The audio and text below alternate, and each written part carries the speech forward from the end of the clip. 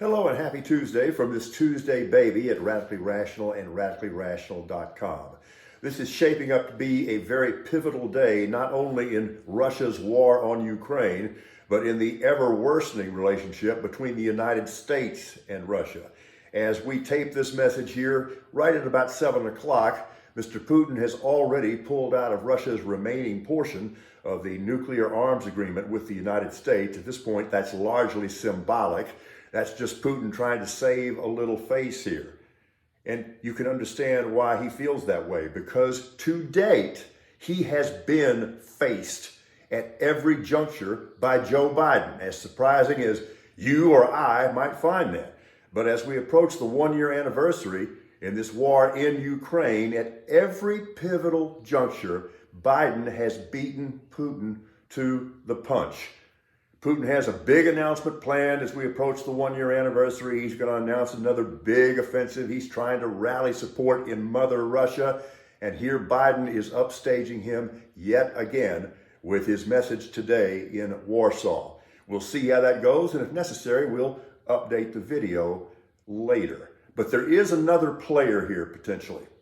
And potentially it's a bigger player than either the United States or Russia. We're going to have to see how deeply China gets involved here. That's the next big development and the next big thing to keep our eye on. Because for a year now, China has largely stayed out. But as American-Chinese relationships go south as well, they may be more inclined to get involved. And if they arm the Russians, this is an entirely different situation. Sports, I'm kind of scratching my head about this. Eric Bieniemy, he's now the offensive coordinator with the Washington Commanders as he's chosen to move out of Andy Reid's shadow in Kansas City. Yeah, it is puzzling why Bieniemy has not gotten a head coaching job after the job he's done as an offensive coordinator with the Chiefs for the last 5 years, even though he has not called the plays there.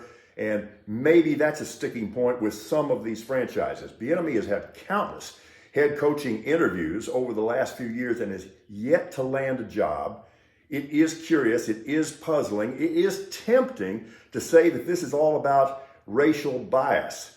In this particular case, I would submit there has to be more to it than just that.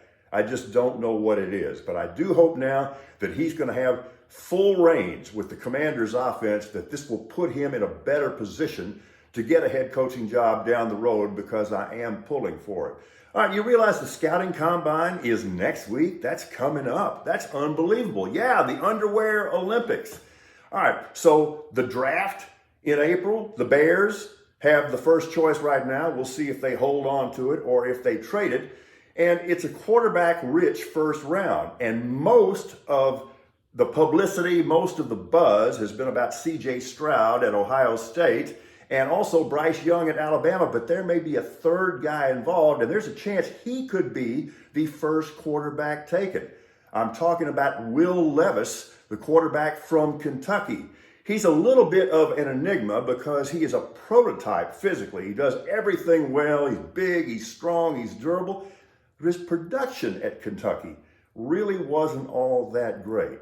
So we'll keep an eye on that. It's good to have some football to talk about. It's always good to get in touch with your inner sweetness. So as I said, we'll update this video as necessary today. But in the meantime, we invite you to visit radicallyrational.com for news, sports, political opinion, etc. Have a great Tuesday. We're Radically Rational.